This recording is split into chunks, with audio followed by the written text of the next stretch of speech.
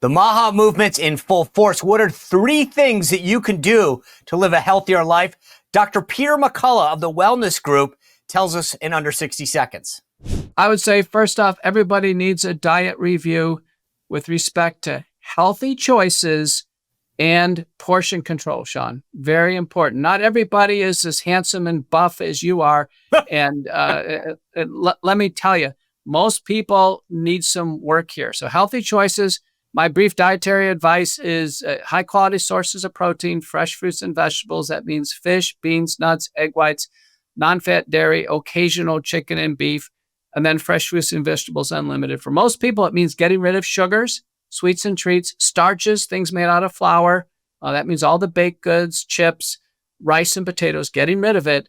And then saturated fat, gooey cheeses and desserts and bacon grease and stuff, getting that out of the program. That for most people, that's healthy choices. And then portion control, eating less, having people reconnect with their hunger. So that's very important. The other one is going to be fitness. Everybody needs to move a lot more. Having dedicated fitness is part of their life, both strength and aerobic fitness, lifelong. The third thing is, and I know this is controversial, you may not like this, Sean, but I'm on the side of actually not drinking alcohol at all.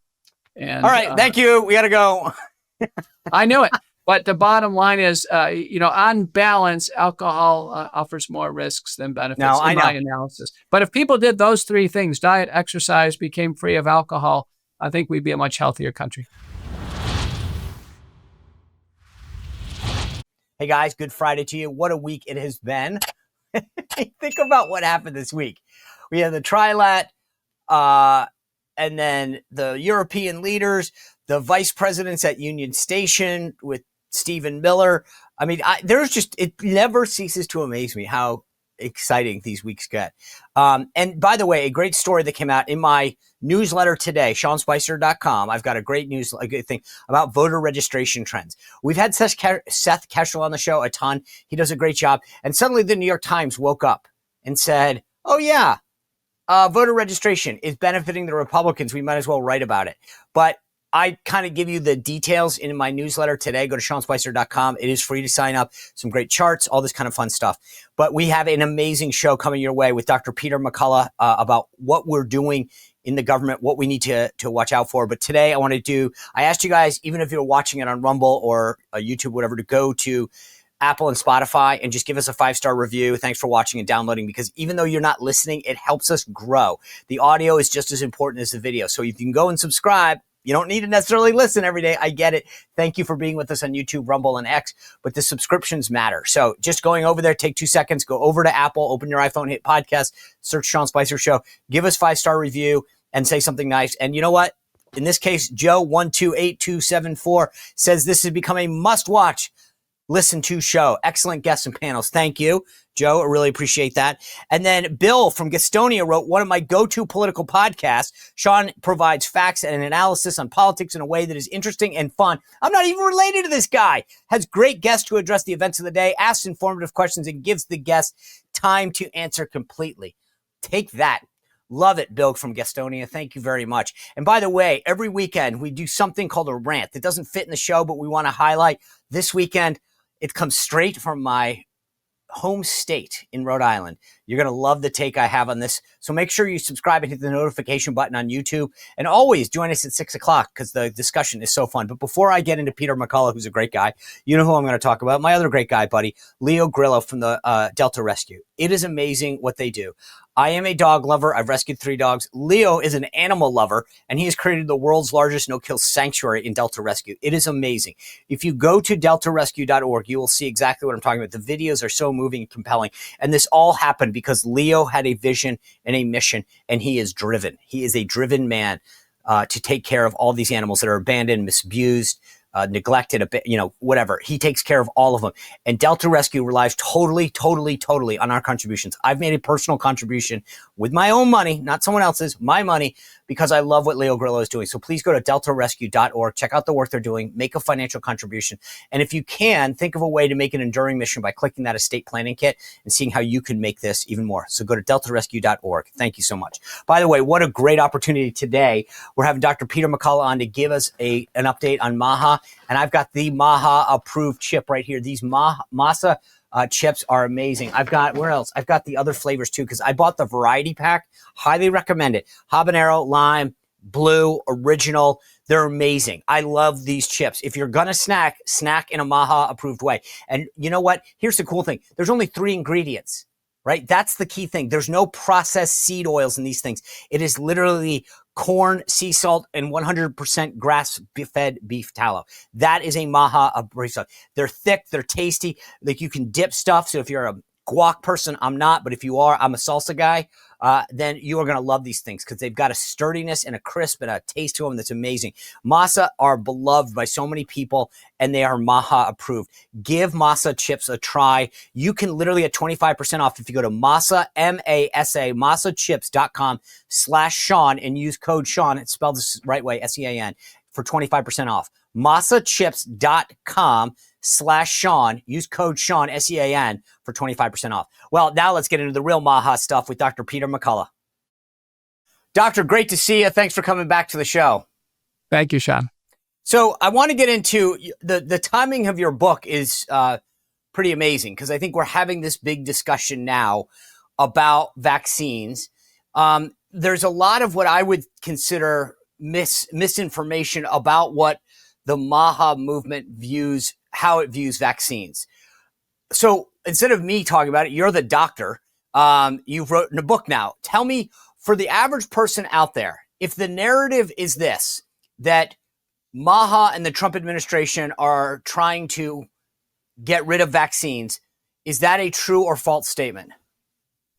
Sean, I could tell you, I never thought about vaccines much. I never questioned them as a doctor. I took all the vaccines. My kids took all the vaccines. It just really wasn't a part of day-to-day medical life.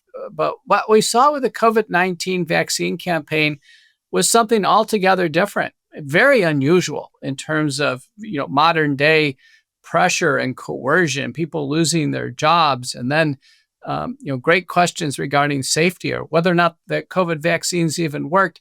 So myself and John Leake, investigative author and historian, we went way back in time and asked the question, how did these beliefs form regarding vaccines? And what we discovered from the very beginning, there was a lot of experimentation. Obviously, people at the very beginning didn't even know what caused these diseases. There weren't microscopes or cultures, what have you. Could have no idea if a vaccine actually ever worked or not.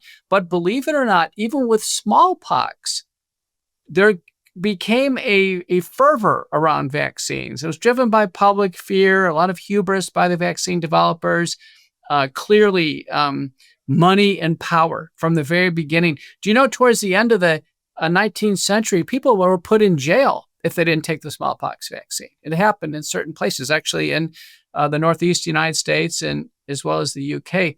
So we had come to conclude that there had almost been a religion formed around vaccines, what we call vaccine ideology. And you could clearly see that operating, with Anthony Fauci, Peter Hotez, Ashish Jha, and so many, who are driving the COVID narrative.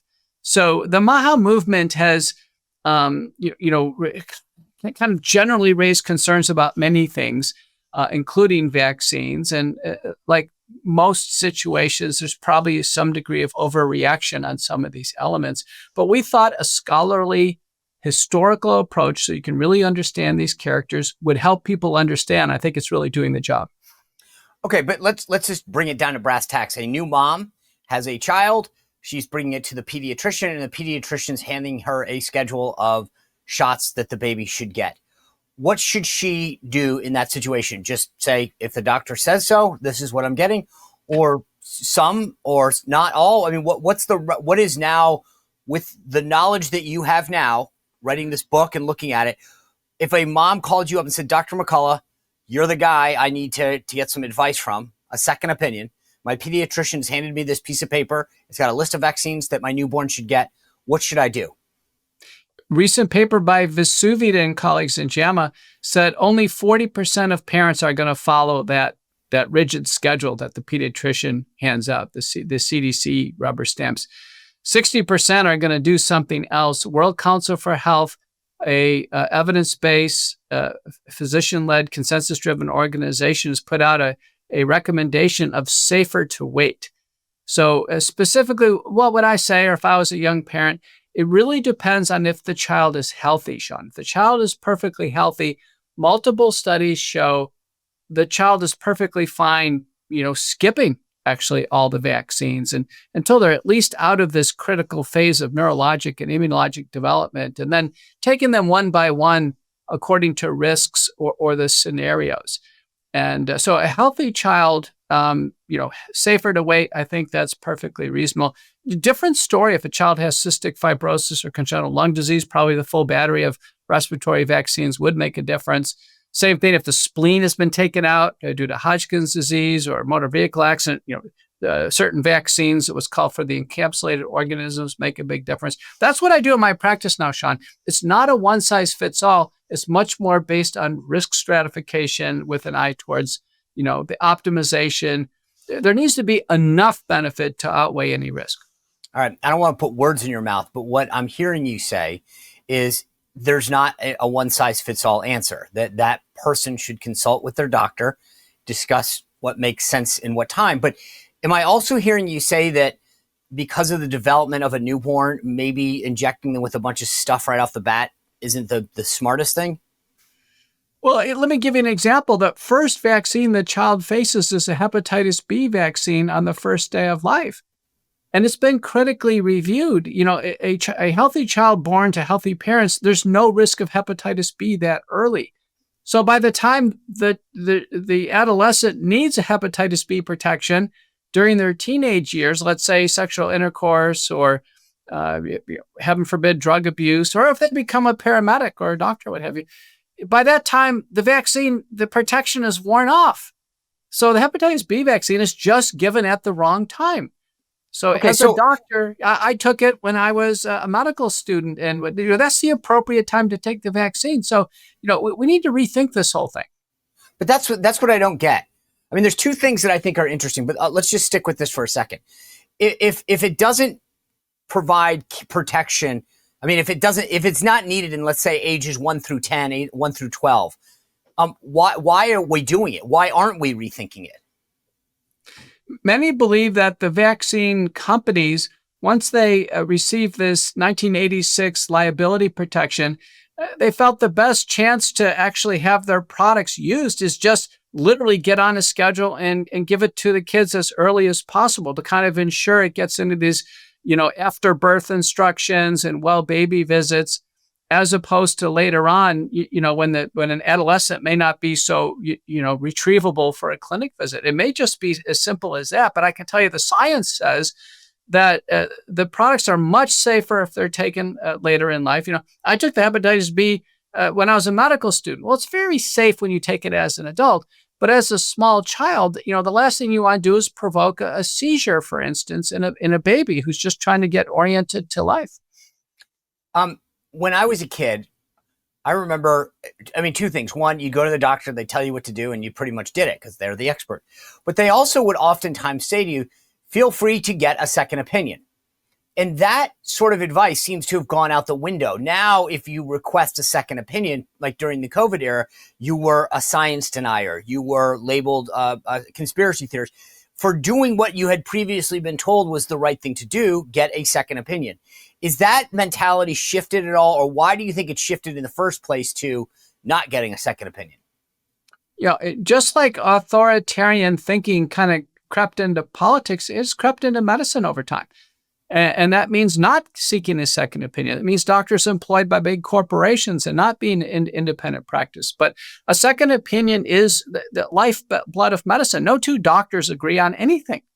And so we always seek multiple opinions. And in this case, wellness company is a wonderful opportunity to get a second opinion by telemedicine from our doctors group, which, invariably may have different views than, a corporate pediatrician. So, Senator Ron Johnson has had some Senate hearings on COVID treatment and vaccines, and they were titled Second Opinion for that reason. So second opinion should be a good thing. I think that's what you're connotating in your question. What's interesting though, throughout this COVID experience that we all went through, I started to read a lot more, learn a lot more, and I was shocked about your profession in terms of how medical schools are funded, what's taught, what's not taught. And it was eye-opening because I always assumed if I go to the doctor and they say, this is your problem based on these symptoms, this is what we're going to do to alleviate, I just sort of took it out of whole cloth. Okay, great. That's the thing. During COVID, we started to learn a lot about how medical schools are funded, the role of big pharma.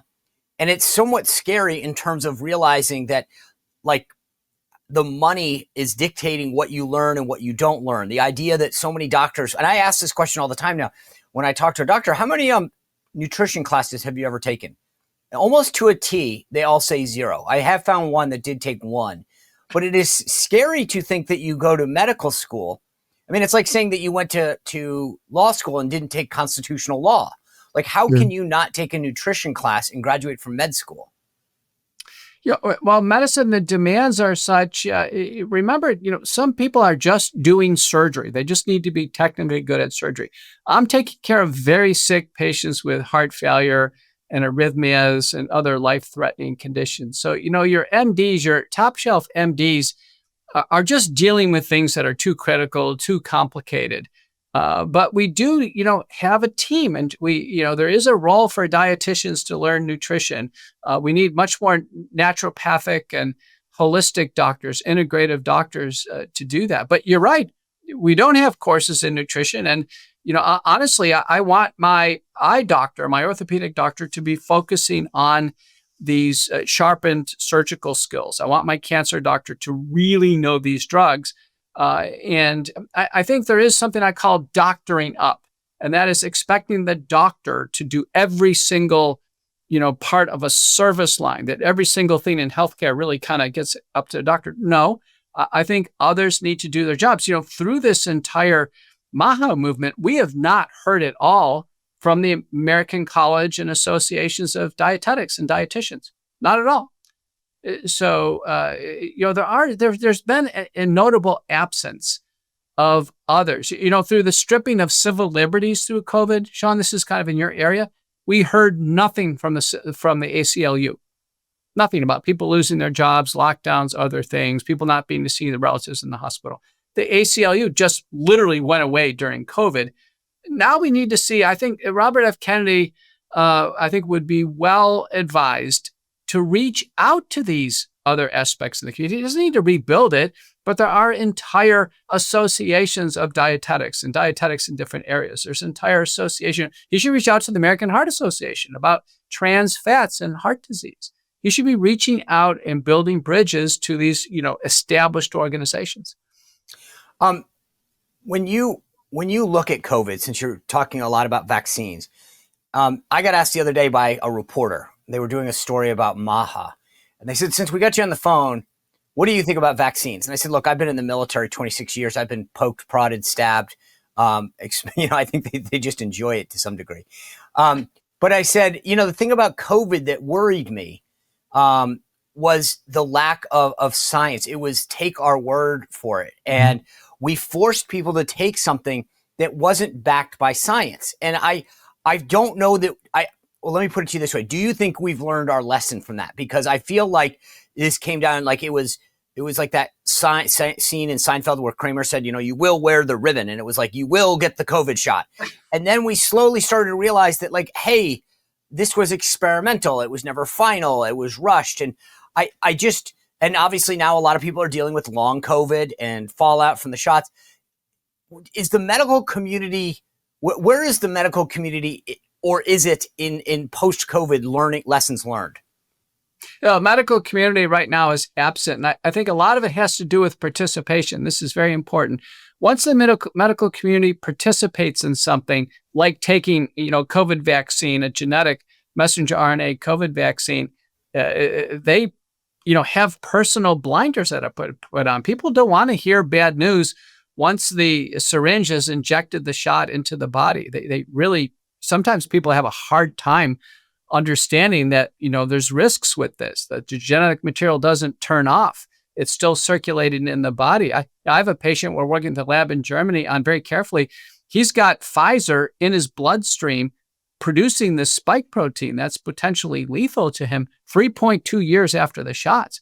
We've never seen that with a tetanus shot or a flu shot. I'm like you. I've taken 69 shots. I feel like a pincushion over time because, medical doctors were asked to take a lot of shots. But it has to do with this participation with this COVID shot. That's been the toughest one. And it was brand new genetic technology. We still have not had a thorough safety report. The vials haven't been open to be inspected with what's wrong with them. And we certainly have not begun the long road of investigating all of these vaccine injuries, disabilities, and death. When you say that patient of yours has the spike protein, can you explain what that is and how people would know if they have it or don't? The spike protein is the spine on the surface of the virus. That's the part of the virus that was engineered in the Wuhan Institute of Virology. That's the big deal, the spike protein. The virus is a ball and the spike is on the surface. And let me tell you what, this spike protein causes more damage in the body than I've ever seen, Sean, in my career in medicine. It directly causes heart damage. And the FDA agrees. It's in the package inserts. The vaccines cause heart damage. We shouldn't be giving anything to anybody that causes heart damage. I mean, everyone should understand the heart is this precious protected organ. That's just for openers.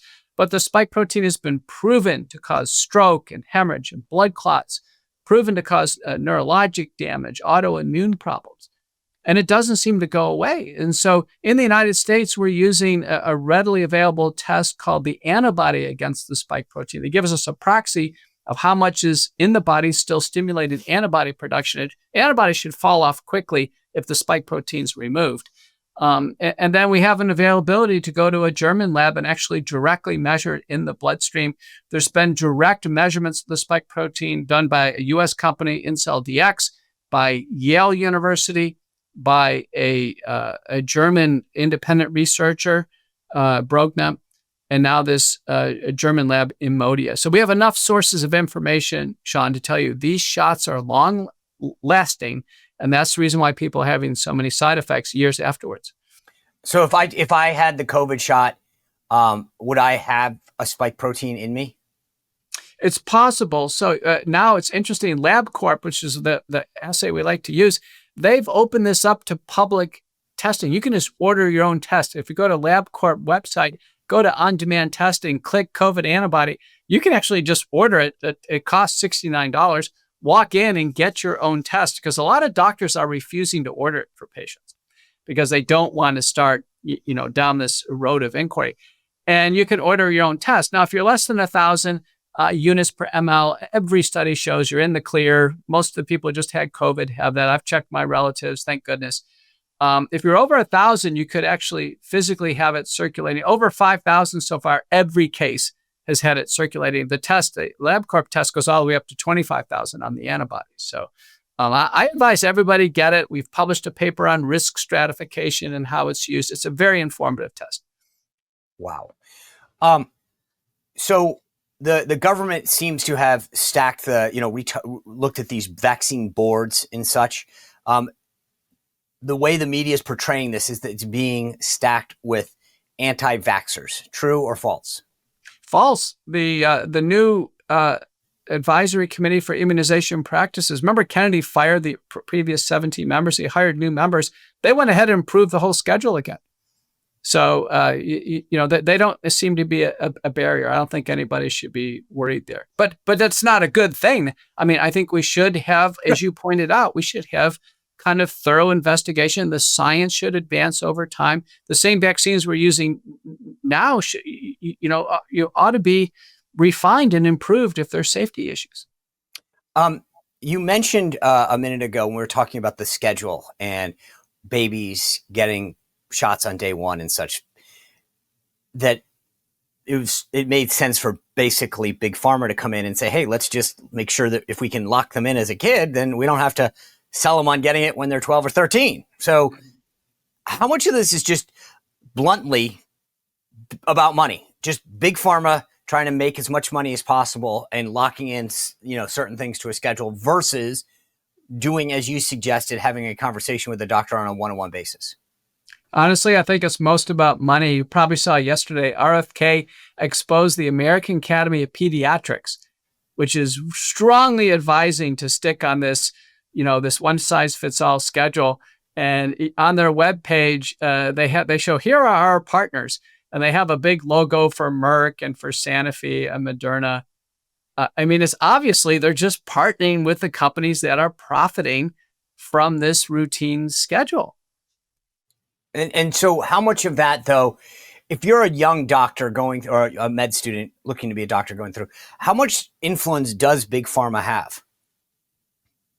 Yeah, I think they have influence at a higher up level. It's not like a pharmaceutical company is, seducing a doctor into prescribing these vaccines. There is something more direct, and that's insurance company bonuses for getting a percentage of their population, a high percentage, fully vaccinated. And those bonuses probably come from Big Pharma and its relationship to the insurance companies. So that needs to be thoroughly investigated. So we do need an inquiry into follow the money. The doctors should be free. The doctors should receive no incentivization if someone takes a vaccine or not. The patient should receive no coercion or not. And these pediatric societies shouldn't be taking money from vaccine companies. And I'd say furthermore, Sean, the U.S. government needs to get out of the vaccine business. The U.S. government's been investing in vaccine development. Those are 20. RFK shut down 22 programs. There's many more. They're not government research. This is government money going to pharma. They don't need our money, our taxpayer dollars. And the government's buying vaccines. The government is procuring vaccines. There's no reason for that to happen. The companies need to, compete in the marketplace, have price competition, and they need to have products that can stand on their own merits. You talk about the government role in all of this. There's a lot of conflicts that I've read about where, to your point, this doctor is getting paid by, X pharma company. They sit on this board. They regulate this. How much of a problem, we've got pharma, in my opinion, and then we've got, we'll get to big food in a second, but big government. How much is that in terms of conflict, ethical issues, is affecting what we're told every day?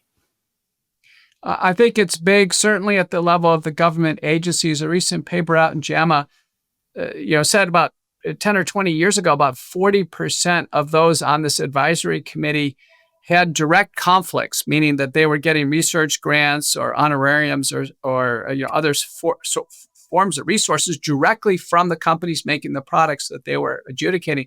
Now the conflicts of interest are a little bit more cloaked, meaning while they may not take direct money from a company, they know if they get on the FDA panel or the ACIP panel or in the CDC, they know within a few years they can get a job with Big Pharma. And they've had 9 out of our 10 last FDA commissioners, like Scott Gottlieb. They serve as FDA commissioner. Then they take a sweetheart job. He took his with Pfizer. And so, then he's out there advising people to take Pfizer vaccines. So, and Stephen Hahn, just after him, took a job with Flagship Capital, which is the venture capital for Moderna. So these guys who take that's where the conflict of interest is. We have to look at a high level. Well, it seems to me, I like the one issue that really continues to baffle me in terms of these associations and everything is the transgender issue.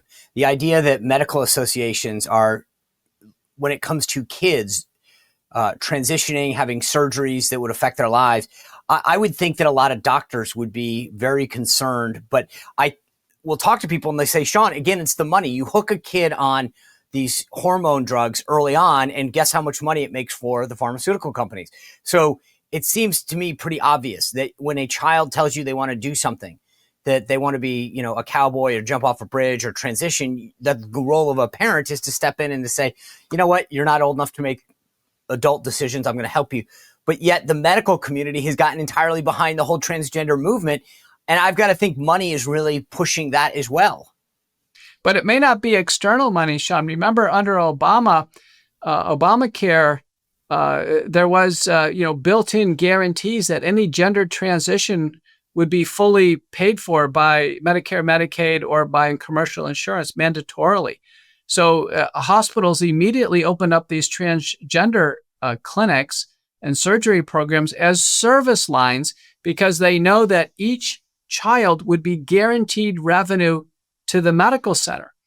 And, as you imply, this is grossly unsafe. So transgender medicine, which is largely done on autistic children who have gender ambiguity or gender dysphoria. So it sadly is worsening the burden of their psychiatric care. It's disfiguring, it's sterilizing, and it increases all-cause mortality. And mortality from all different forms, homicide, suicide. It's absolutely horrendous. And 25 states had already banned it, and Trump was correct in getting in there and bending the funding for it. But the medical centers did not stop themselves, and they did not police themselves because of this inducement of service line revenue. It's interesting, though. You've got, and I believe it's the American Pediatrics Association that has come out supporting a lot of this transgender transitioning or hormone therapy. It doesn't seem like that's based on science either, because Europe has bigger issues. You're right. Actually, Europeans had, an earlier kind of romance with transgender medicine, and they've largely dropped it because of the terrible outcomes. The United States is late to the table, but there's been a madness that's fallen on the healthcare community, and it's around vaccines, regarding COVID-19, the suppression of treatment, this wild embrace of genetic vaccines, and now transgender medicine. And what's happening, Sean, is people are starting to wonder, who can they trust? Because, the average person on the street doesn't think it's right to take a little boy or little girl and to do these permanent medicines and surgeries. It doesn't sit right with them. No, and it doesn't make common sense. You don't even need to have taken CPR to know that this doesn't make medical sense. I want to transition, not literally, to big food for a second, because over the years we have been told to eat certain foods. They're low fat, they have less calories, and slowly we start reading the labels. And there's a bunch of ingredients on the side that are like hypoxylate, glycinine, something, 18 more vowels. And we learned that these are what they call GRAS, generally recognized as safe ingredients, which there's no science behind. I get the feeling that a lot of this processed food, we've been told, keep a calorie count of this. And it's never been about the food or what we're putting in our bodies. And we're learning more and more that some of the stuff that we're doing is what's causing the problems. And so how much of a problem has big food been in our health epidemic that we're facing as a country in terms of obesity and other, cancer, et cetera? It's being critically examined. I think this is a part of the MAHA movement that's on track. It's being critically examined. And I think everybody's learning some, brief dietary advice. In general, if you need an organic chemistry degree to read the label, it's almost certainly not good for you. And this generally recognized as safe has been a loophole. So companies have said, well, these three different things, they're generally recognized as safe. And now they literally been grandfathered in.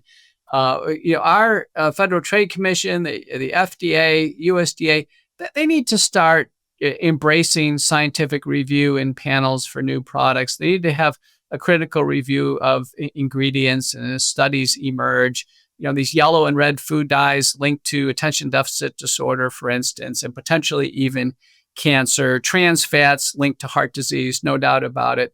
And, Robert F. Kennedy and HHS would find a lot of allies if they went into the medical establishment and started to engage with, these associations of dietetics and the other relevant specialties, because they're on the same side. And it's just going to make the companies produce better quality products that have better nutritional value. And that's going to be part of the equation to get healthier. It's funny. I use this example all the time, but if you remember in November, the Biden FDA on the way out the door suddenly banned red dye. And I said to myself, this is interesting because there's no new study. There's no new science. There's no new data.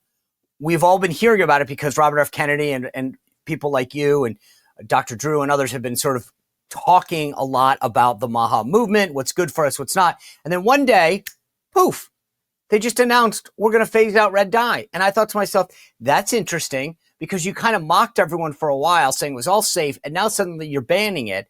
But there was no new data, no new study, no new nothing that was behind that decision, other than, I think, just raw pressure.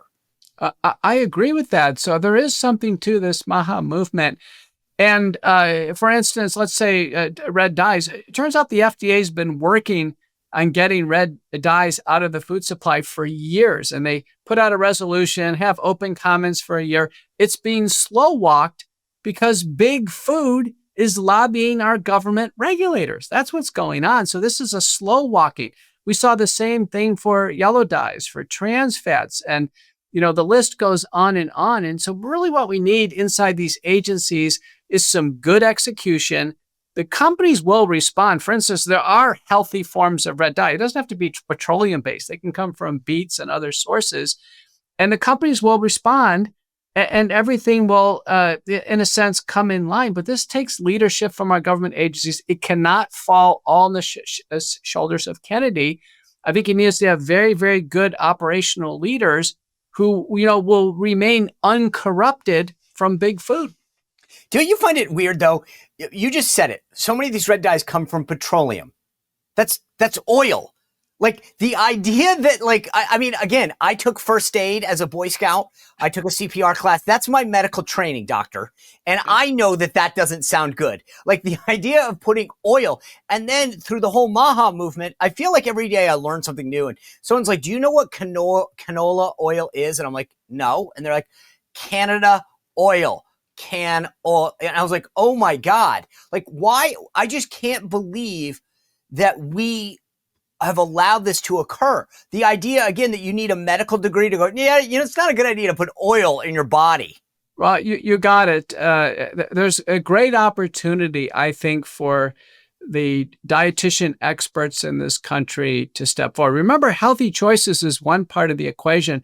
The other part is portion control. And, 25% of meals are consumed outside the home.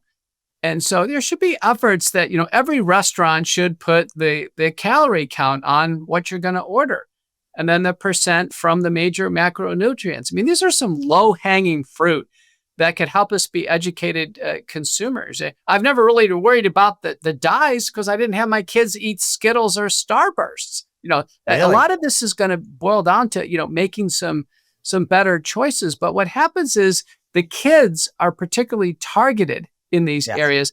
And once unhealthy eating patterns are establishing kids, these big food companies, they have customers for life. I agree. The thing about it is, this goes back to what I was saying earlier about, my reliance on doctors. I go, okay, if the FDA approved it, or if the government's allowing Starbursts and Skittles to be put on the market, or, Froot Loops, why wouldn't I eat it? Like, it's safe. It's part of a healthy, balanced meal, according to, the American Heart Association. So, well, who am I to doubt the American Heart Association, right? It's got a little sticker on it and it says it's heart approved. So, I can have a Froot Loop. But if you look where we are now, we're just past the 200-day mark in this administration. As a medical doctor, what do you consider the biggest MAHA wins that the country, that individuals, not just the country, that we as citizens will benefit from? Well, I'll just say, as a general overview, the administration has just had, so much work and accomplished so much on this geopolitical, financial, social equity areas, immigration, for instance. There's been so many macro issues that, we looked at healthcare, and it's been a smaller degree of progress. But Kennedy has, step one is to actually root out corruption. So he's had to root out corruption, and there's a ton of employees and agencies under Health and Human Services, a ton. And a lot of these people are not going to want to change. They became very comfortable over time. And there's been advancements in cleaning house to this vaccine committee, trying to get a new group in, hopefully get some new ideas over time. There are new heads of the FDA, the NIH, CMS. It takes a long time to even get meetings to get things rolling. So I think they've moved more quickly on, let's say, food and water. they've moved more quickly on shutting down some of these dangerous biological programs. Remember, these vaccine programs are also developing biological threats that can get us safe. But much of the work is going to have to do from a leadership perspective. They're going to have to call the medical community into Washington, as it's done before. We had traditional Bethesda meetings. You got to get all the chiefs of medicine, got to review the safety data on the COVID vaccine, start to get an understanding where we are there, the childhood vaccine schedule and autism. Honestly, we need to have a big time meeting and a reckoning on this transgender madness. And I've spent so many times going to medical meetings on these big issues, and so far it's not happening. And I hope this new MAHA administration can start to realize they can't do it by themselves. There's 1 million doctors. There's 500,000 nurse practitioners. There's 70,000 naturopathic doctors. Better start building the bridges so we can move things in the right direction. Give me 3 things. I don't care, 4, it doesn't matter. If you're watching this right now and you're listening to what you and the folks of the wellness group do, somebody comes in and says, Dr. McCullough, I want to live a healthier life. What are 3 or 4 things that I could do today to get me on a path to wellness? I would say, first off, everybody needs a diet review with respect to healthy choices and portion control, Sean. Very important. Not everybody is as handsome and buff as you are. And let me tell you, most people need some work here. So healthy choices. My brief dietary advice is high quality sources of protein, fresh fruits and vegetables. That means fish, beans, nuts, egg whites, non-fat dairy, occasional chicken and beef, and then fresh fruits and vegetables unlimited. For most people, it means getting rid of sugars, sweets and treats, starches, things made out of flour. That means all the baked goods, chips, rice and potatoes, getting rid of it. And then saturated fat, gooey cheeses and desserts and bacon grease and stuff, getting that out of the program. That, for most people, that's healthy choices. And then portion control, eating less, having people reconnect with their hunger. So that's very important. The other one is going to be fitness. Everybody needs to move a lot more. Having dedicated fitness is part of their life, both strength and aerobic fitness, lifelong. The third thing is, and I know this is controversial, you may not like this, Sean, but I'm on the side of actually not drinking alcohol at all. And, all right, thank you. We got to go. I knew it. But the bottom line is, on balance, alcohol offers more risks than benefits in my analysis. But if people did those 3 things, diet, exercise, became free of alcohol, I think we'd be a much healthier country. I give it up every year for Lent, and last year I did it for like a year because I just kept going. And I got to be honest with you, it really was the healthiest I've ever felt. I woke, you know what I mean? I slept better. You are more productive. I get it, but there is something social about having a glass of wine or a beer at the end of a week with some pals. I want to cover 2 more things quickly with you while I've got you. One is there's a big debate about GLP-1 use. We have a massive obesity problem in this country. These GLP-1s, Wegovy, Mounjaro, et cetera, have really helped people. What should the government do or not do with respect to GLP-1s, compounds of them, et cetera? Like, do they play a role in the short term in helping us solve the obesity crisis? Boy, a recent paper, I think in JAMA, estimated 50% of Americans were eligible actually to receive Ozempic or a GLP-1 receptor agonist. In general, these drugs are single receptor drugs like Ozempic, and it's equivalent for weight loss. It's the same product, actually, Wegovy. And then there's a dual receptor, that's Mounjaro, and that's the analog is Zepbound. Those are actually more powerful. And now there's a triple level one called retatrutide.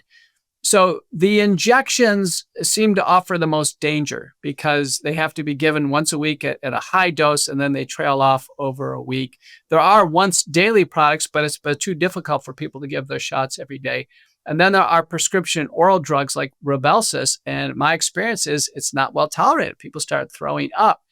So one of the things we're doing at the Wellness Company is actually working with the peptide version of these orally, like a topical peptide, which is in the products called Melt, and in the stronger product called Drop. I think these are much safer. People can get them over the counter. They can control their own dosing. We have not seen safety hazards of pancreatitis or eye problems, and I think it's going to have to move to an over-the-counter, safer approach. We just can't have the whole country on injections. Now, I do use them in my practice for very obese patients with heart and kidney disease. We have supportive data. But, so many people want this to just touch up their weight a little bit before they go on a beach vacation or other things. They're grossly overused. Okay. I've seen the products that you guys advertised. And so, but those are not the commercials that I've seen. Those are not prescription drugs then? No, they're not, because they're peptides below a certain length that were known to cause problems, or orally administered, so they're not, circulating in the bloodstream straight after an injection. And we believe they have a whole different safety profile. The government agencies permit this, and I think it's a better way to go. Really? And do they have the same results? In my experience, they do. Now, it's self-modulated. The strongest is retatrutide. That's called drop. And I'm having great results in my practice. I think people feel a lot better because you're not committed. You could take a break from it pretty easily because it's given by so many drops each day. We usually start at 10 drops. It can go up to about 40 drops a day just in a glass of water. So, wow. All right. The last thing I want to ask you is this: you've name checked a couple people: Bobby Kennedy, the CMS administrator, Dr. Oz. Who do you think? Who are you most excited for? So that's not, I don't want you to slight anybody, but who do you think has the most potential to make a real impact? And I'll include Casey Means in this. I know she's not confirmed as Surgeon General yet, but you've got Jay Bhattacharya, you've got Marty McCary, you've got RFK, Dr. Oz, Casey, Callie's helping out. I get he's not a doctor, but I mean, who in the MAHA movement in government right now, if someone's watching this show right now, this is like, if we're watching a college football game, like who are our prospects? Who do we think the NFL is going to look at? Who is in that MAHA movement that you say, keep your eye on this person? They're going to do big things. Sean, I have a different view. I think we're 6 months into it. I think you've seen what you're going to see. I think what needs to happen is there needs to be external advisors that, have much more cachet in terms of their academic background and publication, their ability to communicate in the media. And probably a kind of super, almost like a Doge group for HHS to really give Kennedy and those people you mentioned direction. I think that's going to be the big step forward. You saw how much excitement when Elon Musk was in there. We need something like that in healthcare. Okay. Dr. Peter McCullough, the Chief Scientific Officer over there at the Wellness Company. And I told Dr. McCullough before we started, I'm not getting paid for any of this. I literally have my wellness kit right here next to me. I'm ready to go. So I've taken your advice and I've got my wellness kit. That's not an ad. That's just true. And the book is fantastic. Vaccines, Mythology, Ideology, and Reality. I appreciate your scholarness on this, the approach that you take. It's so balanced and so needed in this discussion with so many people questioning the government, big pharma, these agencies. So thank you for bringing such a sober voice. And I don't mean that after your other piece of advice, but to this discussion that's so needed. So thanks, Doctor. I really appreciate your time. Thanks. I enjoyed it. You bet. Thanks to Dr. McCullough. We have a great show lined up for you all next week as we continue to break down the president's effort to find peace, the FBI, what's going on there, so much more that's going to be happening. Congress is almost ready to return. Have a great weekend. Thanks for being with us. Go to SeanSpicer.com to sign up. I'll see you next week. Well, if you enjoyed this content, make sure to like this video, subscribe, and click the notification bell to get more.